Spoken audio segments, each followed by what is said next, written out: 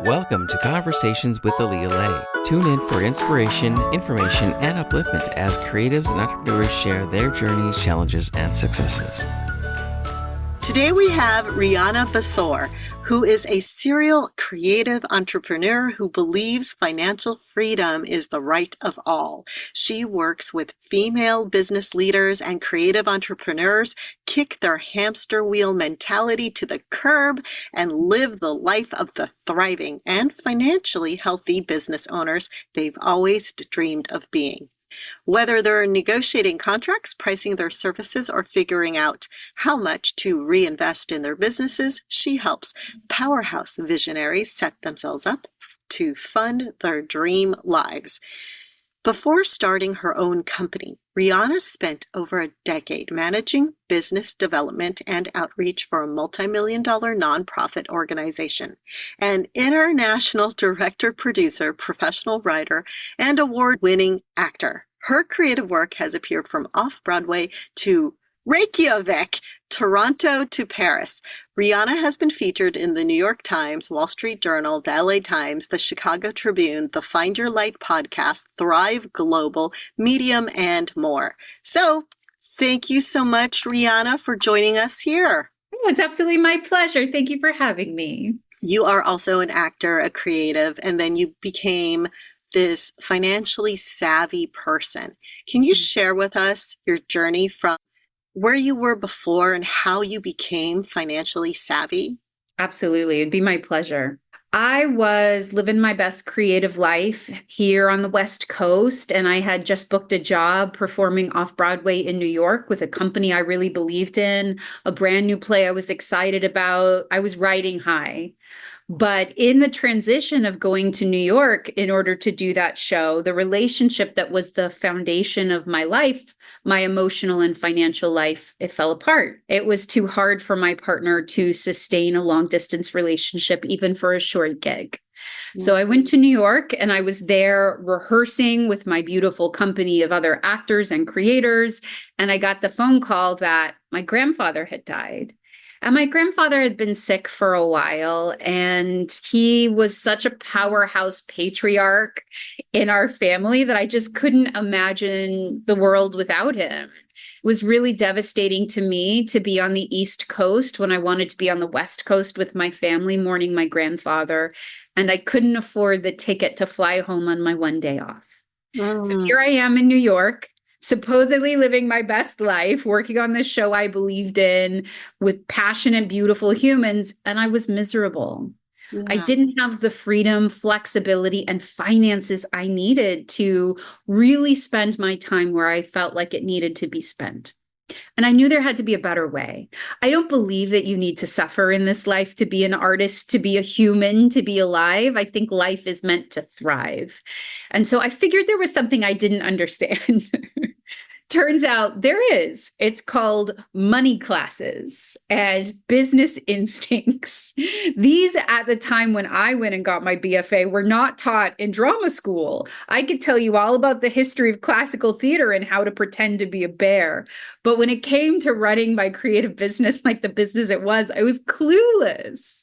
So I took a step back from my creative career. I got a couple certificates in business development and marketing from UCSD. I worked managing nonprofits. I really just figured it out department by department, skill by skill, until one day it clicked. And I said, oh, it's not hard. No one translates this into creative brain thinking. You just assume, oh, I was bad at math. I got a D in algebra in 6th grade. Clearly, I'm destined to be bad at math forever. This is not true. So based on that insight, I was able to repair my finances. I was tens of thousands of dollars in consumer and student loan debt. I didn't have any retirement. I barely owned my car. I was not in the most financially stable situation. Right. And in the series of several years, I completely paid off all of my debt. completely debt-free, got a new car. I was able to start my retirement fund and eventually buy a house in Southern California.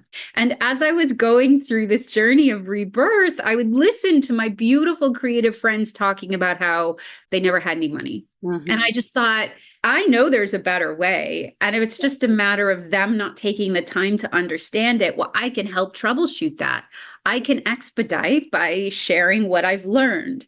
Mm-hmm. And so Self Trust Fund, my financial empowerment coaching company, was born. Nice. So that is, I mean, I'm so sorry about your grandfather. And then that huge emotional impact because you didn't have the funds to actually go to his funeral. And that meant so much to you. It really triggered you to make a change. Yeah. Right.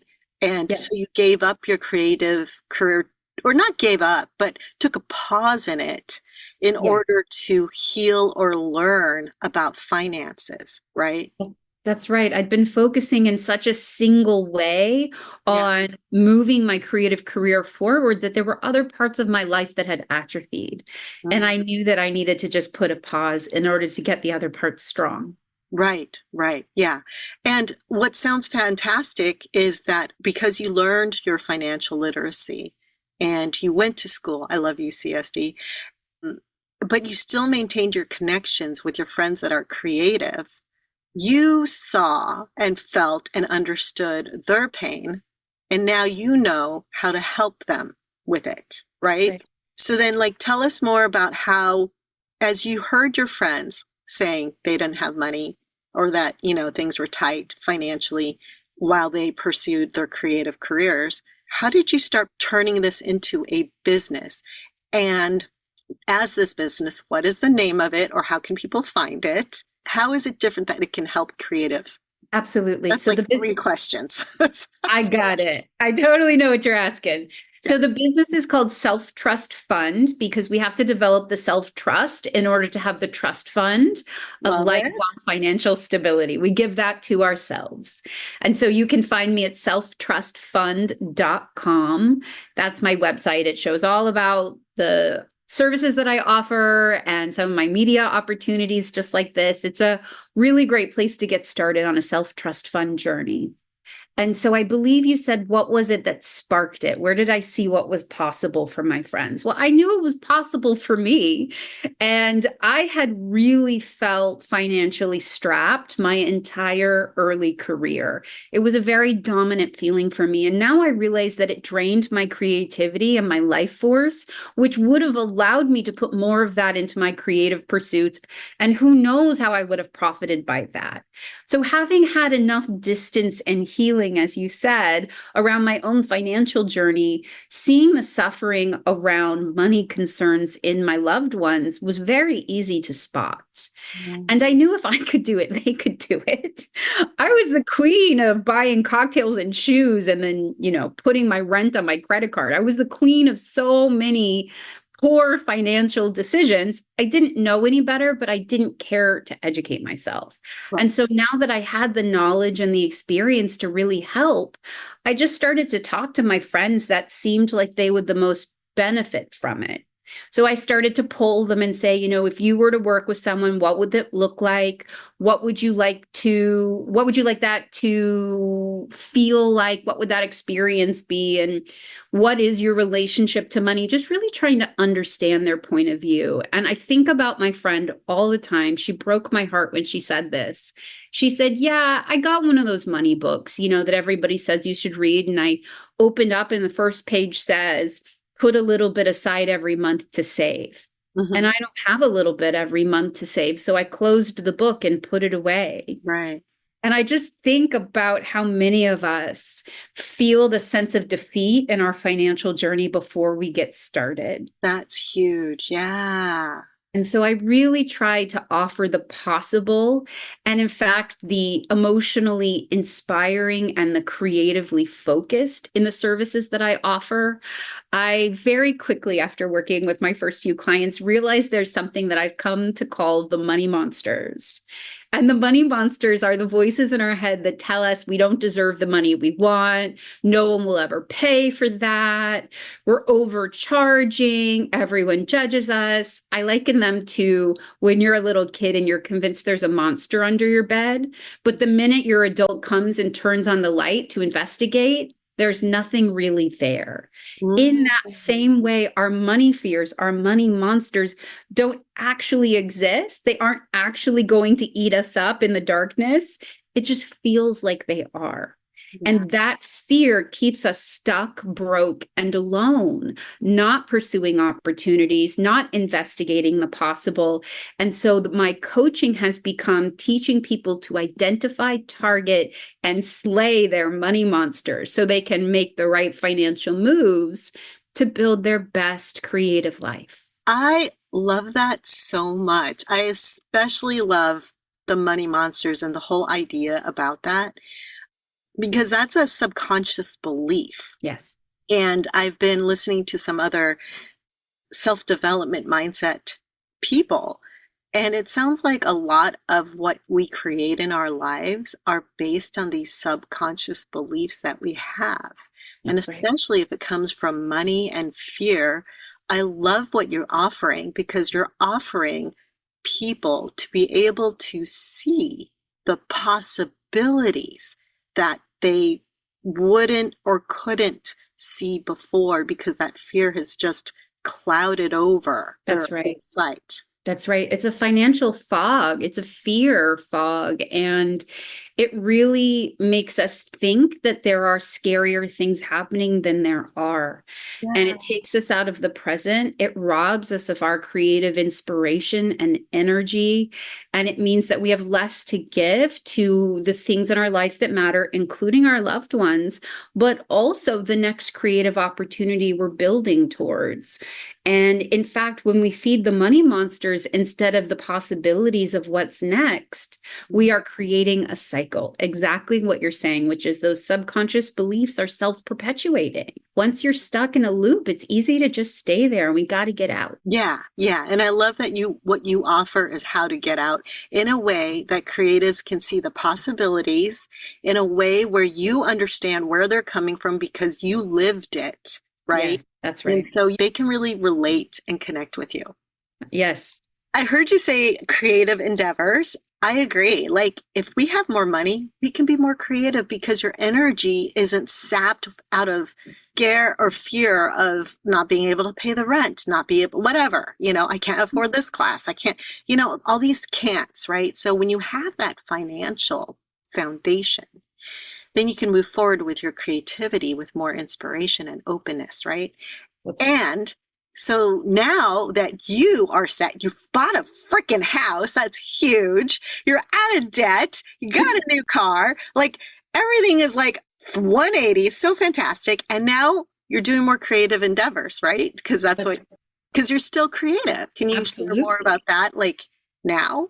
What you're up to? Absolutely. My creativity has exploded because of the freedom I have financially, both physically in my bank account, but also emotionally. So as I was thinking about what it would be like to dip my toe back into creative pursuits, my friend was working on a one-man show. And it was a one-man show that sparked some ideas. And he and I like to jostle back and forth in brainstorming sessions. Mm-hmm. So I gave him some key ideas for the script. And then he said, well, who do you think should, direct it? And I was like, oh, I don't know. I gave him some names. None of them seemed quite right. And he said, well, why don't you direct it? And I was like, oh, I haven't directed anything since high school. Okay. Yeah. He said, but I really need a producer. And I was like, oh, I can produce. Yeah. Because by that time I'd been running multiple businesses for myself and for other people. So producing for me was an extension of that business knowledge that I was very confident in. We worked on his show for about 6 months. It premiered at the San Diego Fringe Festival. It toured the United States. It won an award to have its international debut in Reykjavik in May 2020. Nice. Okay. And so when Americans were uninvited to the island of Iceland in April 2020, the company that was inviting us to come over said, well, you can do a Zoom recording. And I thought, This show won't play well on Zoom. We were still really exploring what theater looked like on Zoom. This show was a clowning piece. It just didn't really suit the medium of Zoom theater. And Mhm. so I said to my actor, I said, what do you think about making it a feature film instead? We Yeah. can shoot it in your closet. It'll just be you and me. We can do that, socially distancing. What do you think about that? Yeah. He loved it. We shot it over the course of 3 weeks in his house. He did the editing. Together, we put the piece together and sent it off to Reykjavik. It premiered at the end of June 2020 to thousands of views, better reviews than the play. And not to mention that our friends from all over the globe were able to check out the shared work that we'd done. And Oh, based on that experience, I realized that it's less about what your challenges are and more about what you turn them into. The oh, challenges can be alchemized into gold, and that is the investment in talent that reaps unlimited returns. I love that so much. I am so like picking that part out and putting it into like, I don't know, some kind of advertisement blurb. I love that. Love that. Congratulations on all of that, the pivoting. Can you repeat what you said again? Just repeat it. I mean, I know I have it and I'll pull it out, but like if someone's just listening, they're like, what is that? Like, just repeat it if you want to. I believe that challenges are not the obstacles we perceive them. I believe that they are fuel to alchemize into golden opportunities. They are where we invest in ourselves with the faith to turn the obstacle into gold. Yeah. And that is truly how we become that next bigger part of ourselves. Yeah, that's so great. I love it. I love it so much. Thank you. Yes. And based off that opportunity, I've been producing other people's projects. I have been brought on to other people's short films. I'm beginning to write my own so that I can have my own feature film. It has really expanded what I thought was possible for myself. Right. And a big part of that is I'm not afraid of raising the money. I'm not afraid of running a project as a leader. And I'm not afraid of creatively contributing wherever is needed. And that level of authority and owning my talent has freed me from the need to people please that I think really haunted me as a working actor. I always felt like it was creativity on command. And now I can be creative anytime I want because, yes, I take on other people's projects as appropriate, but I also make my own. So the only limit to creativity now is myself. Yes, I love that. That's so fantastic. It's really been freeing for me. And the fact that now I'm paid to do all these additional things, so my creative career has expanded into multiple income streams, is just a cherry on the cake. It's almost a second thought now. Whereas before, I think I would have clung very tightly, like, oh, here's an opportunity to do this, and they're going to pay me this much. And it's like, okay, but do I like the project? Do I like the people? How much are they paying me? Okay, that sounds like something I want, or it doesn't. And I get to choose. And again, that freedom allows me to put my life force and creativity into the things that reward me most. Oh my God, so good. I love that so much because as a recovering people pleaser, that's actually what I focus on for when I act are people pleaser characters, because it's still all inside me. Of course. But I don't want to live that in my regular life, No, of course. It is such a beautiful impulse to want to make people happy. And there is a part of the performer energy that's like, am I delighting you? Are you laughing? I think that's beautiful and sacred and incredible. We just have to be able to play it as opposed to have it play us. Yes, 100%. Yes, yes. And I love that you have now the freedom, the awareness to be so clear about what it is that lights you up versus looking and thinking, what can I do to get others to light me up, right? Or to get this job or that. I mean, it's always great to get a job, but you're now choosing the projects you want to work on. That's right. And in some cases, being the visionary of them. And it takes me back to being that little weird 8-year-old girl who every time I'd sleep over at my friend's house would end up writing and directing and producing a talent show that their parents were forced to watch. And of course, it's starring me as well. Like in some ways, I have gone back to that adorable, bossy 8-year-old who just wanted to make cool stuff with her friends. Yes. And that's who we really are, that adorable, like vibrant person that we are. Yes. I love that. Yes, exactly. And to bring the experience and the knowledge and the insight of being a seasoned performer, an experienced artist in the world is allowing me to feel that I'm contributing to a conversation that before I felt like I had to be picked to join. Right. Yes. That is huge. Rhianna, we are getting close to time. So is there any last things that you might want to promote coming up? And also, again, best ways to follow you and stay in touch? Absolutely. So the best way to follow me and stay in touch is on my website, selftrustfund.com, because you need the self-trust to build that trust fund that's going to sustain you through the long term in your career. And there you should sign up for my email list. I have a couple different ways to do that. There's a quiz, identify your money monster, money mantras. All of those are great ways to grab a freebie and also jump on my email list. And the thing that I would like to offer your audience is that my course, How to Slay Your Money Monsters, is an 8 audio lesson experience in which you really identify, target, and slay those money monsters so you can get started for 2025 on the right foot. We are coming to the last few months of 2024. It's been a great year, and yet we always have more money monsters to slay. So I encourage you all to check out that offer. It's on my website, selftrustfund.com, and there's going to be a companion piece in the coming months to follow up on the initial course. So stay tuned for that. I love that. That's so good.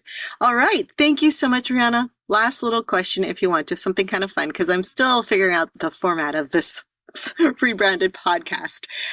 Favorite foods or least favorite food, and why? Well, I always say my least favorite food is not delicious food. Everything else is open game. But if it's not delicious, that's my least favorite. I am a very passionate foodie, cook, adventuresome eater, all of it. Yes. I was in Switzerland at Christmas, revisiting childhood fondue. I was making sesame noodles this morning for breakfast. I just love a good Turkish egg situation. It is a global palate. So my favorite foods are all the foods that are delicious. Yeah, that works. That works. Thank you so much, Rhianna. I really appreciate you being here on The Conversations with me, Aaliyah. It was my pleasure. Thank you so much for listening to Conversations with Aaliyah Lay.